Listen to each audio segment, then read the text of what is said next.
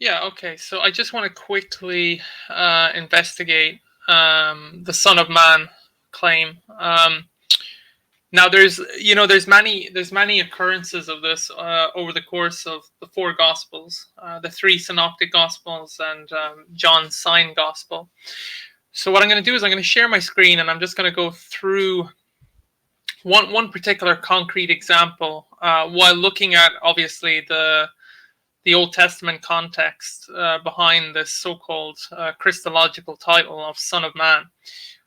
Contrary to what some people think, and this is why it's important, by the way, to really look into the scriptures and look at the context and try and understand what these terms mean, because they're very important. If Jesus keeps referring to himself, for example, as the Son of Man, he's not doing so just for the sake of it. There's an importance to that particular title that he's assuming for himself, and it's telling us something about his very nature.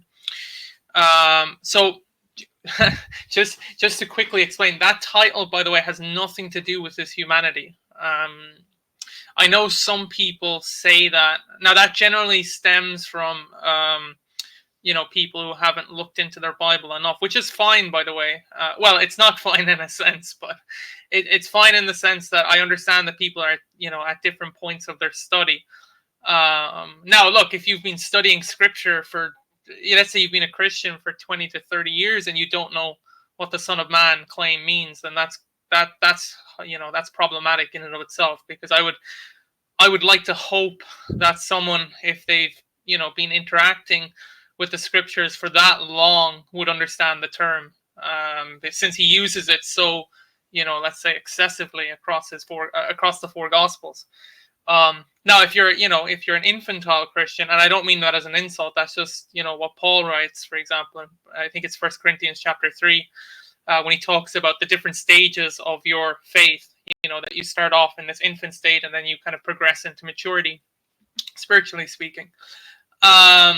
So I understand people are at different stages, but at the same time, you shouldn't, like, as I said, if you've been a so-called Christian for 15 to 20 to 25 years and you still don't know what the Son of Man claim means, because, by the way, this Christological title, is very important also for evangelism purposes, right? So if someone asks you, like, where does Jesus call himself God, and you don't know how to defend that adequately, and you've been evangelizing for quite some time, let's say a decade, that's not particularly good, since Peter writes, for example, in 1 Peter chapter 3 verse 15, that everybody should be prepared to give a defense. He doesn't say some people, he says everybody. That means all believers. It doesn't matter where you're at, who you are, whatever. You should be able to give a logical defense for your faith. So if someone says that and you don't understand this particular title, because the reason this title is important is because it's a divine claim, right? So that's why you should understand this title, because it's very beneficial to have that in your so-called, let's say, locker, as something you can, as something that you can expound upon when someone asks you the question, so that you'll have a good answer ready to demonstrate to them that Jesus is, in fact, Yahweh, that he is, God in the flesh. Okay, so I'm going to share my screen. Okay.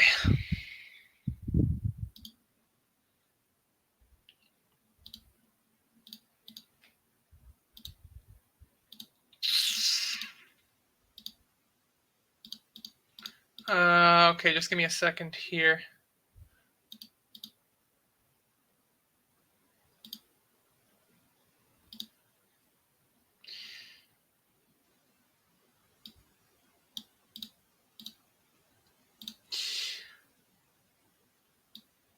Okay, so we're going to first look at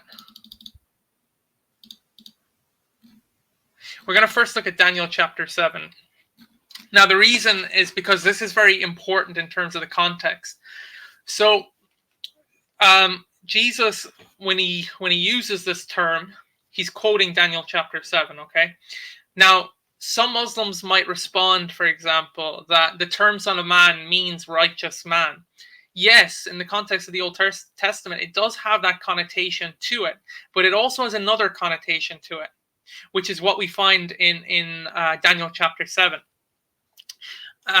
which I'm going to explain now. So when Jesus uses it, he's not talking about just a mere righteous man. He's talking about something far greater than that. And by the way, just to point this out as well, critical scholars, critical Greek scholars who have dealt with this particular Christological title, all unanimously agree that he's quoting Daniel chapter 7. Okay. Now, some of those critical scholars, by the way, are some of them are agnostic, some of them are atheists. But one thing they certainly are is they are experts in the field of let's say, hermeneutics and biblical studies and all that kind of stuff. And they know the Greek and they know the historical context and they know all that. And they all unanimously agree that, this term, when he uses it, he's quoting Daniel chapter 7 and he's applying this sort of divine title to himself, right? So I'll just give you a quick example. If we look at Matthew's gospel, two key critical scholars, Greek critical scholars, by the way, who have written extensively hermeneutically on Matthew are, for example, Orty France and John Nolland. There's some others, but those would be the two main guys. There's another good commentary as well by W.D. Davies and C.A. Allison. But the first two that I mentioned, those are just two prime examples of two critical scholars who, unanimously agree that this particular Christological title is Jesus quoting, in some sense, verbatim Daniel chapter 7. So with that established, again, a Muslim can't question it unless they just want to ignore the commentaries and they just want to ignore what it means to exegete passages properly. Because these are the same people, by the way, if you quote certain passages from their Quran and you do so out of context, they're not going to like it. I'll just give you one example just to demonstrate this. If I'm not mistaken, I think it's Quran 9:29. Yeah.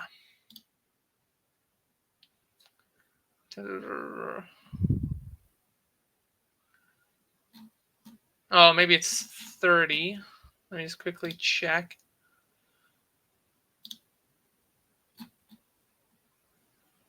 $31. Oh, it's okay. Let's see.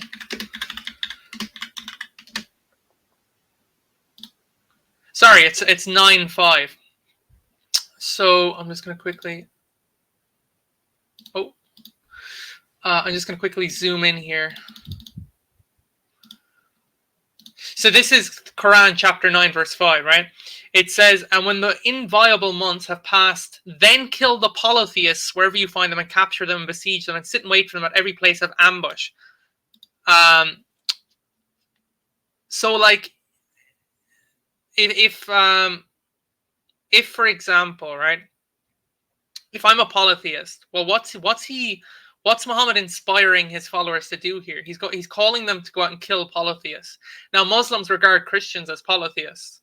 So I could sit here and say, for example, this verse is directed at me and every other person who worships more than one, according to their theology, even though their theology is false, who worships more than one God. Now, what a Muslim will then say is, wait a minute, you have to read the commentaries. You have to look at the tafsir and look at the context.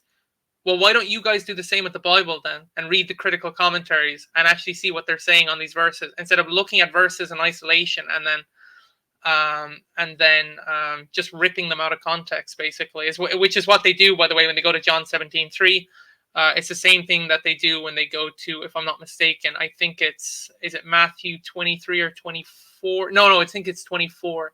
Yeah, it's Matthew 24, if I'm not mistaken, the one where Jesus talks about the hour, not knowing the hour. And he says the same in Mark chapter 13.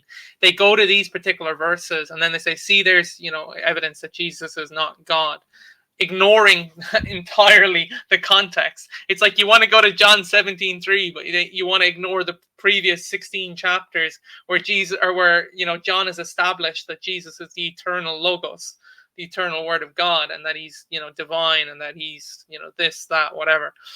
But all of a sudden now John is just contradicting himself in John chapter 17. That's the lengths, people have to go to in order to fit their, theology into the text, as opposed to just letting the text speak for itself, which is what exegesis is.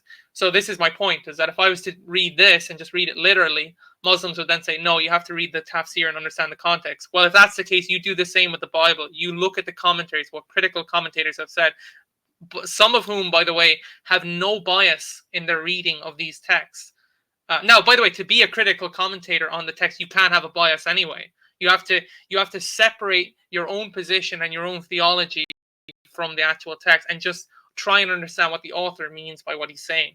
So, for example, if I'm reading Matthew, I put aside, let's say Orthodox Christian theology, and I just ask the question, what's Matthew's position, as opposed to forcing onto Matthew what my position is. Anyway, yeah, so that's just a quick point. So back to Daniel chapter 7. So let's have a quick read of it.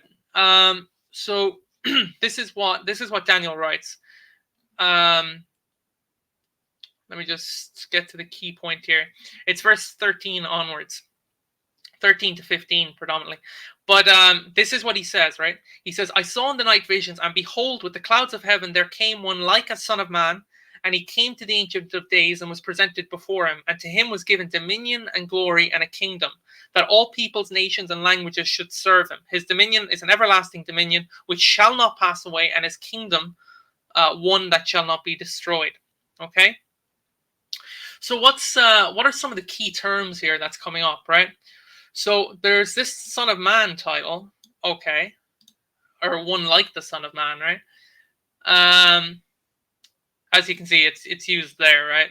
There came one like a Son of Man, and it says that he came with the clouds of heaven, right? So he's on the clouds of heaven, approaching the so-called Ancient of Days. Okay. Now, this title, Ancient of Days, is a title that's used of God in the Old Testament quite excessively. So, in other words, Daniel has a vision where he sees this figure approaching this other figure. Okay. Now, let's go back to the Son of Man part for a moment. So he says that he's with the clouds of heaven. He's on the clouds of heaven. Why is that important? Well, if you go to Psalm 68:4, it says here, sing to God, sing praises to his name, lift up a song to him who rides through the deserts. Now, by the way, it's actually on the clouds, just for those who are wondering. Let me just quickly get I don't know why it translates it like that. Where is the...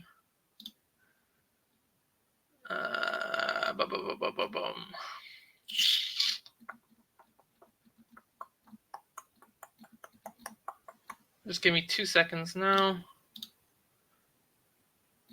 Yes, here we go. Yeah, clouds. So this is the NET, the New English Translation, Psalm 68:4. Sing to God, sing praises to his name, exalt the one who rides on the clouds. So this is kind of a motif that comes up in the Old Testament. Now, it's often, as you can see here, it's often rendered deserts, but it can mean clouds, right? So it's as you can see, which depicts God as the one who rides on the sky, right? So there's a notion in the Old Testament that God is the one who rides on the clouds, right?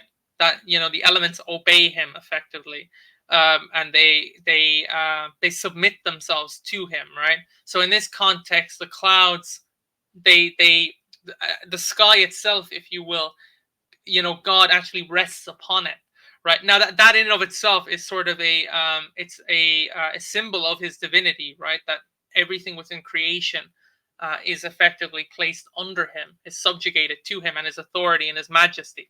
That's why he comes on the clouds, right? Because the elements themselves obey his authority, right? And they recognize his authority and majesty by placing themselves immediately under him, right? Sort of like rolling out, if you will. Think of it like rolling out like a carpet for a king or a queen, right? When they roll out the royal carpet or whatever. It's sort of like that. That's the kind of motif that's present here. It's also a similar motif that you find, for example, in Isaiah chapter 6, where Isaiah sees Christophany. He sees the eternal Son seated upon his throne. And he says that the Son's robe flows throughout the entirety of the temple. Now, for those who are unaware, I think you could probably figure this out, but when it comes to a king or a queen, the length of the robe is what symbolizes their authority. So the longer the robe, the more majestic they are, the more royal they are, the more regal they are. So these are all kind of symbols of that. They point to that. Now, we're told here in Daniel chapter 7, verse 13, that the Son of Man is riding on the clouds of heaven. Okay. Well, according to Psalm 68:4, that's something only God does. So this is automatically, just by default, attributing this sort of divine, majestic quality to the Son of Man. It's an attribute or an aspect of divinity that only God has, but yet it's been attributed to the Son of Man here. Okay, so let's leave it there for the moment and just continue on. And it says he was presented before him. So the Son of Man is presented before the Ancient of Days, right? And then it says, and to him was given dominion, glory, and a kingdom, that all peoples, nations, and languages should serve him. His dominion is an everlasting dominion. So I just want to point something out here. So the Ancient of Days gives this Son of Man figure, who, by the way, is coming on the clouds of heaven, doing something that only the Ancient of Days does, is now given dominion, glory, and a kingdom. And not only that, we're told that all peoples, nations, and languages should serve him. Now, the term that's used in the Hebrew for serve is latruo. Latruo, if you're familiar with the Old Testament and the Hebrew, is a form of service. It's the highest form of worship / service that's only given to God. And this particular Son of Man figure, who, as we've just established, is riding on the clouds of heaven, something only God does, is now being worshipped by all nations, of all peoples, of all languages. And not only that, his dominion is everlasting. It will not pass away, right? And his kingdom shall not be destroyed. So what does that tell us about this Son of Man figure? Well, one, he's being worshipped in a way that, as I just established, the Hebrew term, the Hebraic term, latruo, he's worshipped in a way that only God is worshipped. And not only that, his majesty is equal to that of God, since the elements, they in some sense, they bow themselves before him, they subjugate themselves before him. They automatically, inherently are placed beneath his feet, right? Again, this is a divine, this is sort of a reflection of the divinity of this particular individual. So as I said, again, just quickly wrapping it up here, because we don't need to spend too long on this, because it's quite obvious. So he's coming on the clouds of heaven. Again, something only God does. He's presented before the Ancient of Days, which is the Father, let's just say in this particular context. And the Father gives the Son of Man figure everything, right? And not only that, he exalts him to the point that all people are worshiping him. Again, a form of worship that only God has and receives, okay? If you look at that term, and you can kind of do a study of it yourself, but the Hebraic term latruo is only given to God. It's a service that's only given to God.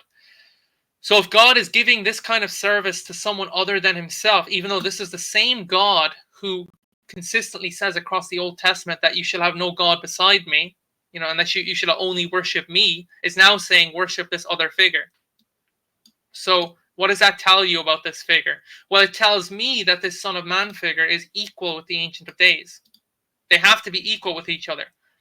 But the Old Testament also tells us that there's only one God. If we look at for example, if we look at I'll just give a quick verse. It's the Shema, but it's found in Deuteronomy. Okay. I'm just going to quickly look at two things here. Yeah, so in Deuteronomy 6:4, right? Hear, O Israel, the Lord our God, the Lord is one, right? And you shall love the Lord your God with all your heart and with all your soul and all your might. There was one other verse. Oh, yeah. So in Isaiah 43:10 and 44:8, it says that God says, before me there was no God formed, neither shall there be after me. And the first and the last besides me, there is no Savior. Or in Isaiah 44:8, it says, besides me there is no other Elohim, right?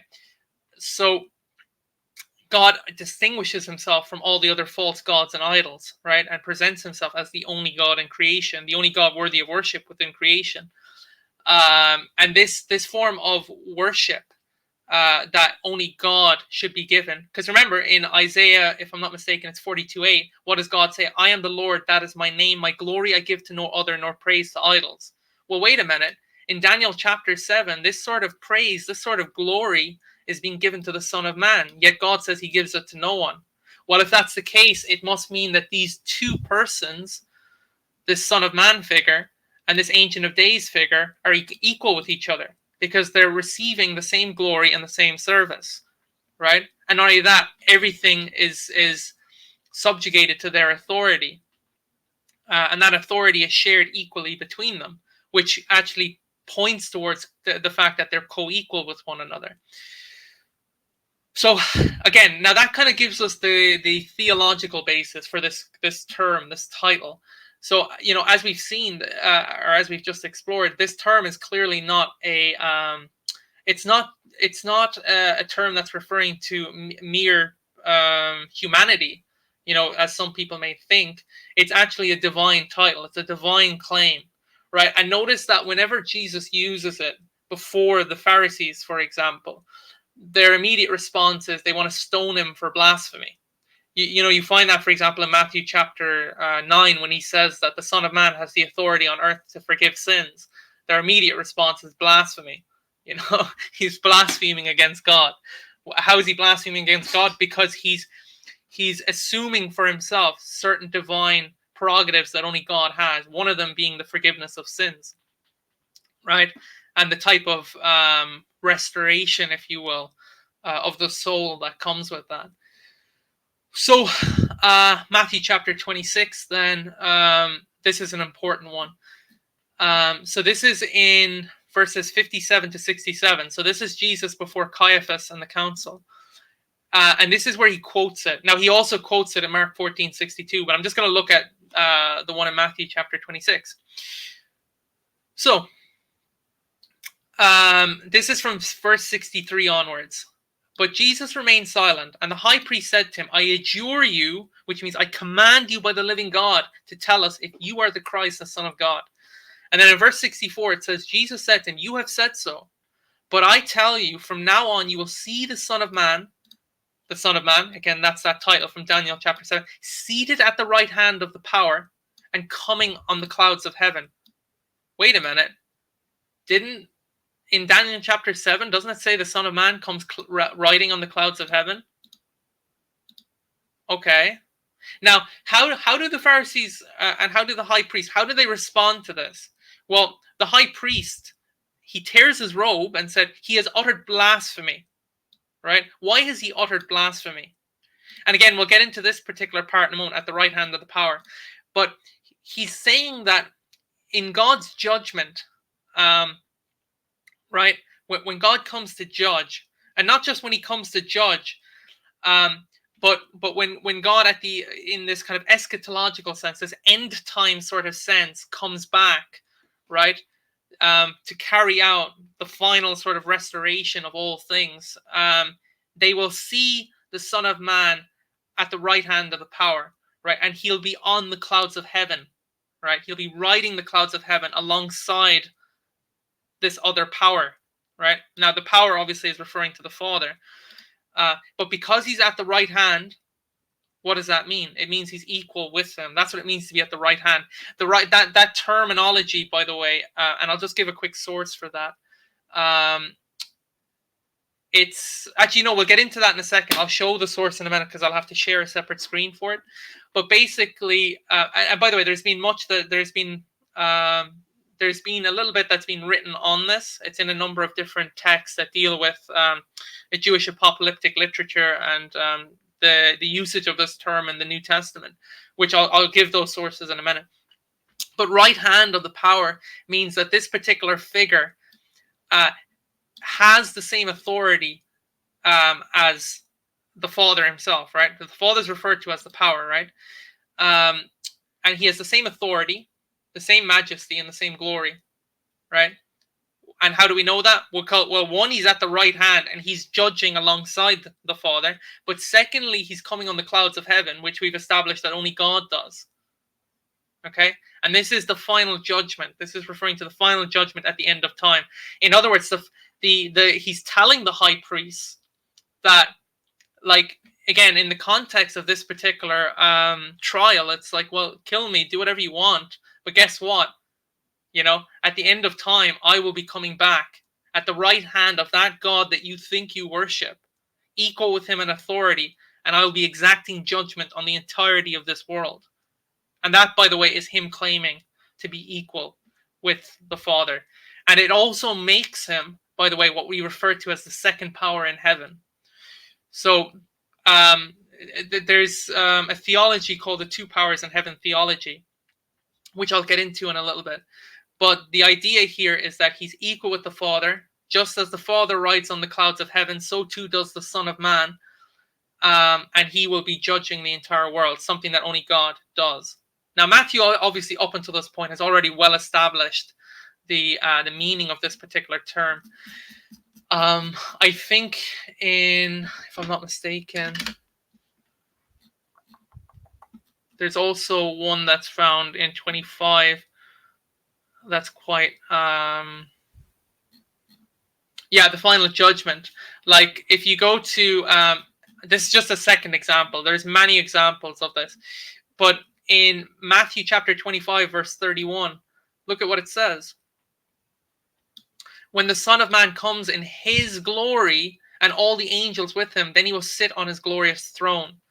Now, if you read that final judgment section from 31 onwards, it's Jesus seated on the divine throne, judging the entire world, right?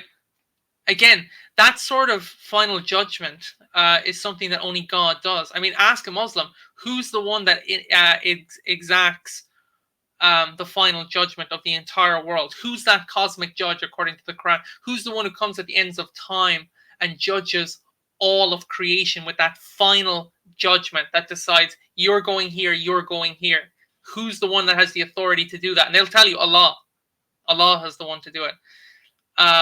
There's also a verse, if I'm not mistaken, and I just want to quickly check this,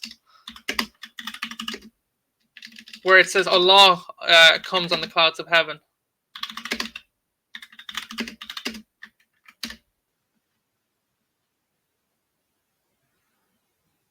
Yeah, listen, like this is kind of funny, right? Again, this is it's just clear evidence that the Quran is actually copying parts of the Bible, albeit changing them, obviously. Listen to this.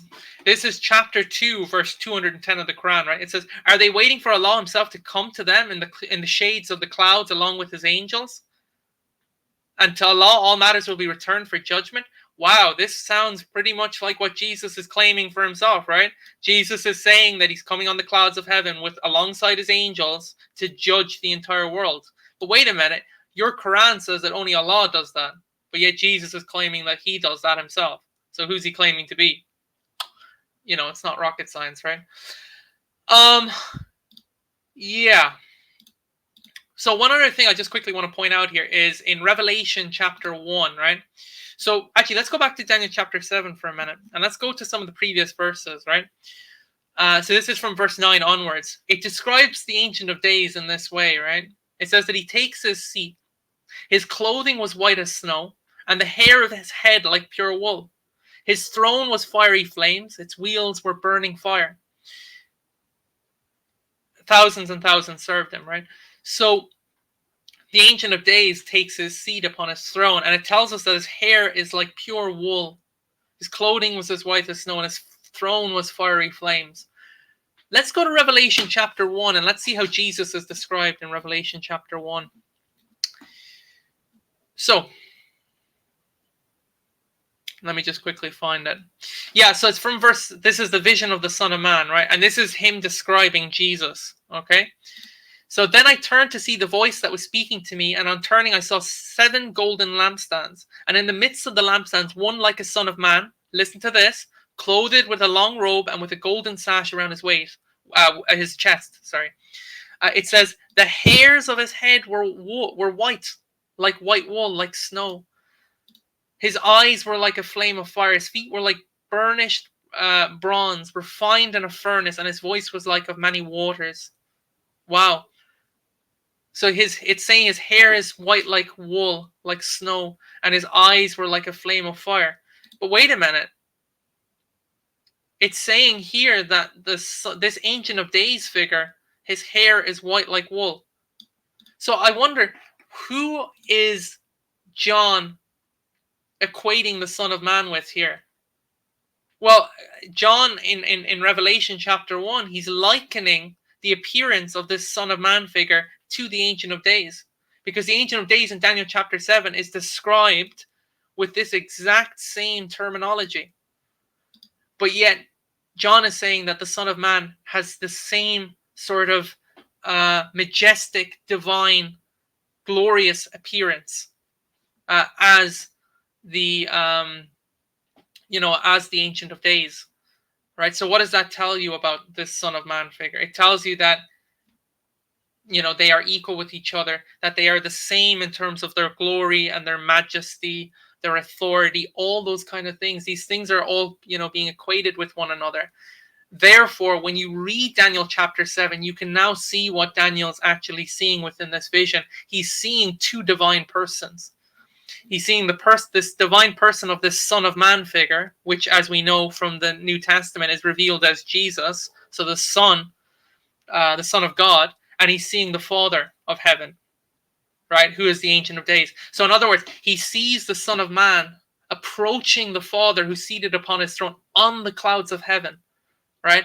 So this is a vision that Daniel has of two divine persons. It's the same God, by the way, because God is one in his essence, but it's two persons, right? Now, obviously, there is a third person in the context of Scripture, which is the third person of the Holy Spirit, but that's not what I'm dealing with right now. I'm just honing in specifically on this Christological title of Son of Man.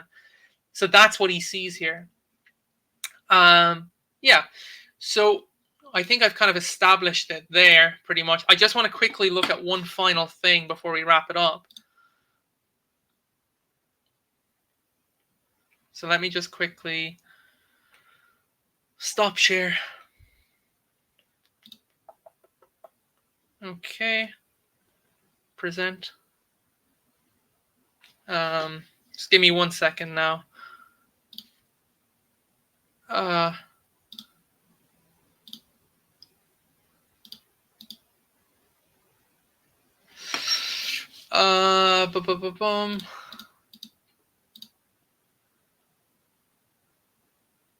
Wait a minute, cancel.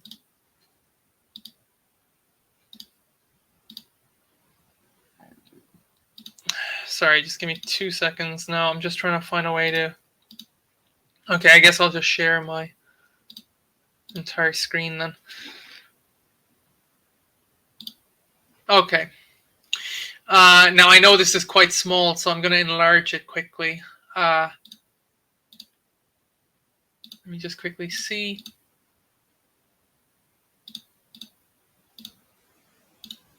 There's a way of doing this. I've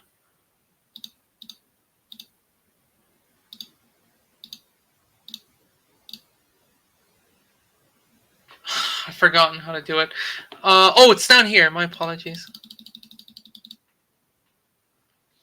So this is just an article, by the way, that I wrote on this. Now, by the way, at any point, feel free to pause it and just to read through it. I'll just bring it slowly down to where I want to go. But, as I'm going through it, it's very short, by the way. You can just pause it and you can go through it yourself. So yeah, I just did a section on what do critical scholars say. So again, my point here was I was proving that unanimously that this term is a divine claim. The scholars agree with that, by the way. Now, there's debate over whether Jesus actually said it and what he means by it, in terms of the historical Jesus, not what the canonical Gospels mean by it. So, what I mean by that, I'll just quickly explain that because that might be a little bit tricky to understand. Critical scholars agree that when the canonical writers of the New Testament use this term, they're using it in a divine sense. Okay, that's well established. The question is more so for them over whether the historical Jesus actually used this term, and if he did, what the historical Jesus meant by it, separate from what the gospel writers actually mean by it. That's kind of the question. But they agree unanimously that the gospel writers mean this divine, Son of Man figure. So they use it in a Christological sense. But just to give a bit of context here, Bart Ehrman, by the way, he agrees, and he wrote about this in his book. I think it's called Jesus, an Apocalyptic Jew, or something like that. I'll just quickly find the source.